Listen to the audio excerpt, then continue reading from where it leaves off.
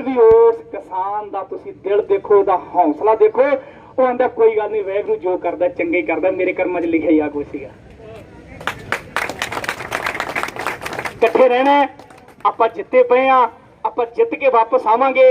आ संघर्ष जितन तो बाद मैं गारंटी दिना तुसी आपदे आउण वाले बच्चों का 70 तो 80 साल का जिहड़ा अगला दौर है ना, तुसी बिल्कुल साफ कर दोगे। तुहाडे बच्चे सुख लैणगे।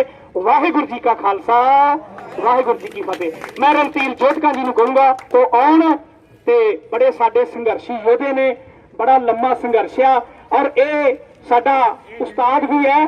और मेरा ख्याल शायद एक दिन मेरी इन्हां नाल गल होई जांदी सी कि सब तो पहली बारी जो किसानों के मैटर के जेल गए है, उदों रणधीर जी उम्र कितनी सी अपनी? 15-16 साल उम्र सी। रणधीर जी चलो बहुत बहुत धन्यवाद गुरप्रीत आपका। वो तो चलो आप सभी का आशीर्वाद होता है।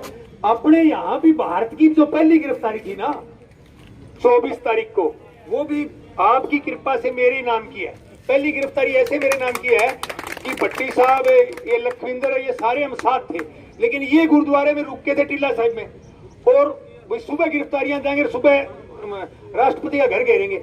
मेरे को रात को पुलिस वालों जो वहां आगे कहने लगे भी आप किस प्रकार रुके हो, काफी भारी पुलिस मात्रा में आ गई, तो ये कहने लगे भी हम यहाँ आए गुरुद्वारा में। मैं तो प्रोटेस्ट करना आया हूँ। मेरे को अकेले को ले गए वहां से और मेरे को गिरफ्तार कर लिया टीला साहिब को, गुरुद्वारा के पास मजनू टीला थाने में। रात को सुबह जमानत हो गई, अगले दिन फिर मैं इनके साथ फिर आगे गिरफ्तारियां दी 2-3 दिन तक। यानी वो पहली गिरफ्तारी परमात्मा की दया से, आपके आशीर्वाद से हुई। चलो वो तो संघर्ष करना अपना फर्ज है, अपने सोच के। मैंने तो बचपन में ही सोचा था भाई या तो सर्विस लग के सेवा करेंगे देश की, वो भी ईमानदारी से करेंगे। लोग कहते हैं ईमानदारी से लोग नौकरी नहीं करते, लेकिन वो नहीं मिली तो अपन सोच लिया था भाई बगैर पर्ची बगैर खर्ची पूरा जीवन हमारे समाज के जुम्मे करना है। वो चाहे किसानी वर्ग है, कोई और शोषित है, किसी जैसे उदाहरण के तौर पर किसी सरपंच के साथ भी अन्याय होता है तो भी अपन वहां पहुंचेंगे, किसी नंबरदार के और किसी कमजोर के साथ भी होता है अन्याय, किसी के साथ भी होता है, अपने को बुलाएंगे भी ये बात है तो अपन जरूर पहुंचते हैं। और ये पुरानी सोच रही है सदा से, और आगे आपके आशीर्वाद से सोचते हैं कि बनी रहे। आज जो आंदोलन है इसमें एक सबसे बड़ी बात यह है कि आज जिस प्रकार से मैं डिंग रोड भी गया, डिंग भी गया, चोपटा भी गया, यहाँ सिरसा भी आया, जिस प्रकार से दुकानदार साथियों ने, मजदूर साथियों जो हमें सहयोग कर रखे हैं वो एक काबिले तारीफ है।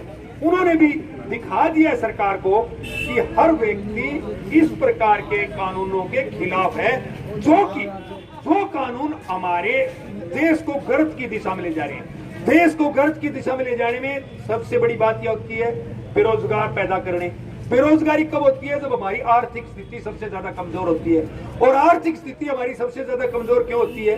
क्योंकि हमारी जो विदेश नीति है, जो हमारा विदेशों में व्यापार करने का तरीका है, जिस प्रकार से हम व्यापार कर रहे हैं उस तरीके के अंदर जो हम पैदा करते हैं उसका बार व्यापार हो, काला बाजारी ना हो।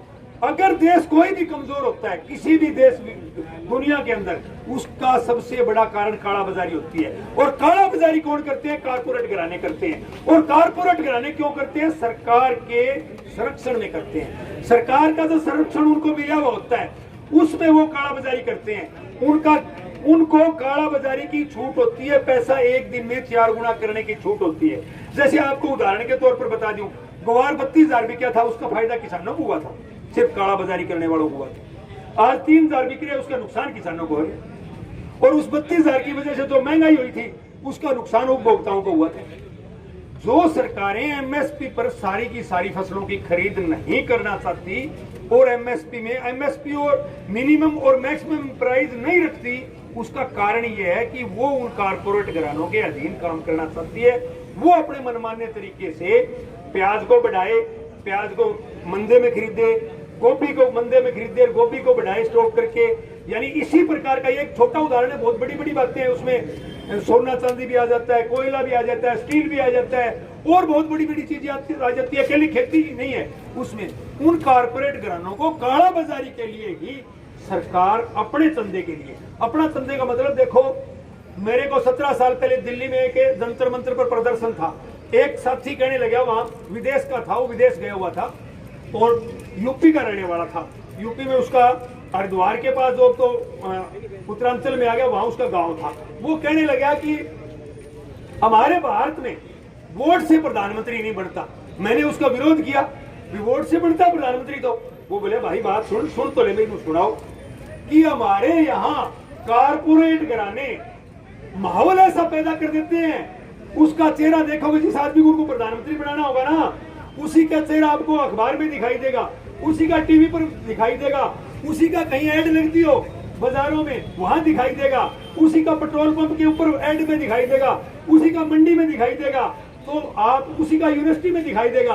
आप उसी आदमी के बारे में सोचने लग जाओगे और वोट डालने के लिए मजबूर हो जाओगे। माहौल ही ऐसा पैदा हो जाए। बोले बढ़ाया ना कारपोरेट घरानों ने।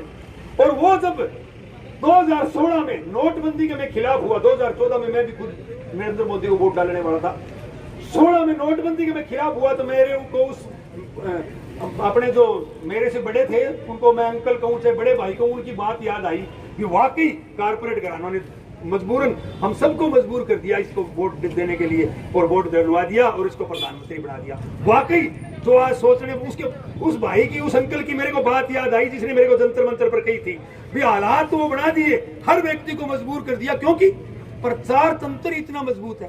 प्रचार तंत्र किस लिए मजबूत है कि उनको पैसा ही इस प्रकार से सेकंडों के हिसाब से दिया जाता है। कोई भी चैनल हो, कोई भी अखबार हो, कोई और प्रचार, देखो प्रचार के हजारों संसाधन होते हैं, उनमें अगर कोई ऐड आ गई, ऐसी ऐड आ गई, एक ऐड आ रही है, एक लेडीज को दिखाया जा रहा है अभी हमारे को 2,40,000 के पक्के मकान मिल गए, उस औरत को एक चैनल वाले ने जो कहीं स्वतंत्र है या कोई और कारण है, उसने उसको ढूंढ लिया, उसकी फोटो को देख के बोले आपकी फोटो कहां से ली, आपको मकान, बोले मैं तो किराए के मकान में बैठी हूँ, आपने देखा भी हो। कहने का मतलब क्या है कि प्रचार करने वाले ऐसा प्रचार कर देते हैं भी किसानों को इतना पैसा दे दिया, किसानों को इतनी सब्सिडी दे दी। ओरिजिनल किसान है उससे पूछो कि तेरे को बताओ सब्सिडी में क्या मिल रहे हैं, तेरे को नहर का पानी किस प्रकार मिल रहे हैं, तेरी मंडी में फसल डालने से पहले तेरे को कितनी दिक्कतों का सामना उठाना पड़ता है, कितनी दिक्कतें आपको आती है मंडी में जब अनाज डालते हो, उसको बेचते हो, किस प्रकार से व्यापारी या सरकार आपको दिक्कतों का सामना करना पड़ता है, किस प्रकार के कागज तैयार करवाने पड़ते हैं, किस किस प्रकार से इसकी ढुलाई करनी पड़ती है।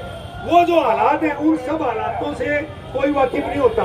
और वो प्रचार जो होता है उसे बोले ओहो किसानों को ये दे दिया, व्यापारियों को ये दे दिया, और छोटे दुकानदारों को ये दे दिया, शिक्षा में ये सुधार कर दिया, शिक्षा का बुरा हाल हो गया। आज 3,70,00,000 लोग रेलवे स्टेशनों के नजदीक व्यापार करने वाले, काम करने वाले आदमी थे, चाहे वो रोटी पोने वाला था, चाहे होटल था किसी का, चाहे पंचर की दुकान थी, चाहे पेट्रोल पंप था, चाहे साइकिल स्टैंड था, चाहे कुली थे। 3,70,00,000 लोग बेरोजगार कर दिए। लेकिन किसी भी सरकार के आदमी ने या राजनीति के बड़े लोगों ने सरकार के खिलाफ आवाज नहीं उठाई। 12 महीने से 3,70,00,000 लोग बेरोजगार हैं इस कोरोना के बहाने से। क्या उन लोगों का इस देश में कोई अधिकार नहीं है? क्या वो लोग अपना कोई काम नहीं कर सकते? वो दुकान नहीं खोल सकते? दुकान किसके बलबूते पर खोले? क्योंकि रेलवे स्टेशन बंद है, इसलिए बड़े बड़े वहां जो रेलवे स्टेशनों के नजदीक माल थे वो सब बंद है, छोटे छोटे काम थे वो भी बंद है, पेंचर की दुकान भी बंद है, कोई सर्विस स्टेशन है वो भी बंद है। तो वो लोगों के बारे में कभी सरकार ने सोचा है? नहीं सोचा, क्योंकि उस सरकार की उधर सोच ही नहीं है जिस सरकार की आम आदमी के ऊपर सोच ना हो। मैंने एक मेरे भांजे से पूछा, वो यार साला सर का मंदिर बंद है, तू बता भाई, पढ़िया लिखिया, प्रकाश डाल इस पर, सही है या गलत है। उसको सिर्फ एक भक्ति, अंध भक्तों वाली बात थी उसके अंदर। बोले अपना के लिए अपन धोख घरे मार लेंगे। अरे वो अकेले धोख की बात नहीं है, उस रोड के ऊपर जो लोगों का व्यवसाय था, उसके अंदर जो व्यवसाय था, मैं उन लोगों के बारे में पूछता हूँ। इसका मतलब आप, मैंने क्या भी बेटा तू ठीक है, अच्छा लड़का है, लेकिन तू भी हमारे देश के सत्ताधारियों की तरह आम आदमी के प्रति जागरूक नहीं, आम आदमी की दिक्कतों से महफूज नहीं है, तेरे को उन दिक्कतों से कोई मतलब नहीं है। वो ही देश का सच्चा नागरिक होता है जो हर आदमी की तकलीफें समझे। अगर मैं कोई पानी ले जा रहा हूं और मेरे पानी ले जाने से किसी को तकलीफ होती है तो वो मेरे को पता होना चाहिए, और मैं किसी का पानी रोक रहा हूं और मेरे पानी रोकने से किसी को तकलीफ होती है तो वो भी मेरे को पता होना चाहिए। मैं कहीं से गाड़ी गुजार रहा हूं और मेरी गाड़ी निकलने से किसी को नुकसान होता है, उसका मेरे को पता होना चाहिए। जब तक हमारे देश का नागरिक इस प्रकार से जागरूक नहीं होगा और ये सत्ताधारी लोग जब तक देश के नागरिक के प्रति सजग नहीं होंगे, हमारे देश का भला नहीं हो सकता। और ये आंदोलन उसी के लिए आंदोलन है, अकेली किसानी के लिए आंदोलन नहीं है। ये आंदोलन क्रांति है, और ये क्रांति लोगों की जो धारणा है उनको बदलने की है, धारणा देश हित में लेने की है। जो लोग पर सवार अपने स्वार्थ की लड़ाई लड़ने लगे। प्रत्येक व्यक्ति अपना स्वार्थ देखता है, चाहे देश का कितना नुकसान हो जाए, पड़ोसी का कितना नुकसान हो जाए। ये उन धारणाओं को बदलने की लड़ाई है और इस लड़ाई में धारणा बदल कर रहने की जरूरत है। धारणा बदल कर रखेंगे, जब तक लड़ते रहेंगे, जब तक इस देश में जो अपरहित की लड़ाई है वो सर्वहित की लड़ाई न हो जाएगी, तब तक हम लड़ते रहेंगे। अकेली लड़ाई कोई 3 कानूनों की नहीं है। जो आज देश के हालात है, उन हालातों को बदलने की है। जो आज प्रचार तंत्र है, उसको बदलने की है। आज समाजवाद की जरूरत है, समाजवाद की लड़ाई है। आज समानता के अधिकार की लड़ाई है। आज बोलने का अधिकार नहीं है, आज काम करने का अधिकार नहीं है। लोगों के काम बंद पड़े हैं, कोई बोलता है उस पर ईडी के छापे लग जाते हैं। यानी कोई भी किसी भी प्रकार से स्वतंत्र नहीं है। आज स्वतंत्रता की लड़ाई है। जो हमारे शहीदों ने 7.5 लाख से ज्यादा 1857 की क्रांति के बाद 1947 तक जो लोग हमारे साथी शहीद हुए थे, जो हमारे भाई शहीद हुए थे, जिनकी वजह से हम अपने आप को आजाद कहलाते हैं, लेकिन उनकी जो सोच थी वो हमने पूरी नहीं की। उनकी सोच थी स्वतंत्रता, यानी स्वतंत्रता, भावनाओं की आजादी, काम की आजादी, बोलने की आजादी। वो आजादी नहीं मिली है, सिर्फ देश एक नाम का आजाद हुआ है। जो शहीद आजम भगत सिंह की सोच थी, उस सोच को हमें पूरा करना है। और वो सोच ये थी कि धारणा में आजादी हो, लोगों के प्रति एक दूसरे में सजग हो, सरकार सजग हो। वो सरकार बने जो जनता के हित की सोचे, वो सरकार बने जो जनता को सड़कों पर ना आने दे, वो सरकार बने जो जनता को रोजगार दे, वो सरकार बने जो हमारी विदेश नीति कायम करे, वो सरकार बने जो हमारी आर्थिक नीति मजबूत करे, हमारी आर्थिक स्थिति मजबूत करे, ढंग से जो चीजें हमारे पैदा होती है उसका ढंग से बार व्यापार हो।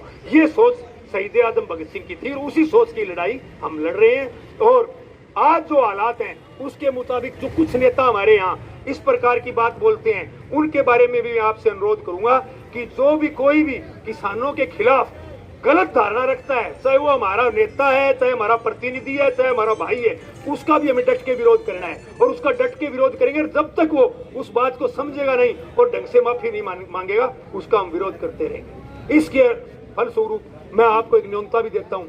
30 तारीख को जाट धर्मशाला में 10 बजे भाग से अगले दिन हम सभी साथी इकट्ठे होंगे और जो विधानसभा में जनप्रतिनिधि शिक्षा के ने, गोपाल कांडा ने ब्लैक शीप बोले किसानों के लिए, उसके बाद उसके सारिया बाजार में जाकर उसका घेराव करेंगे।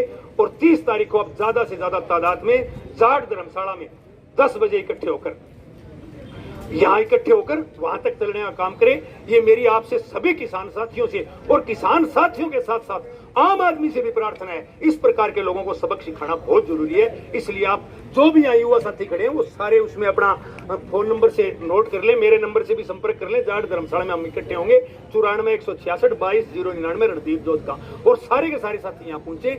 अब मैं निवेदन करूंगा, सरपंच साहब बैठे हैं,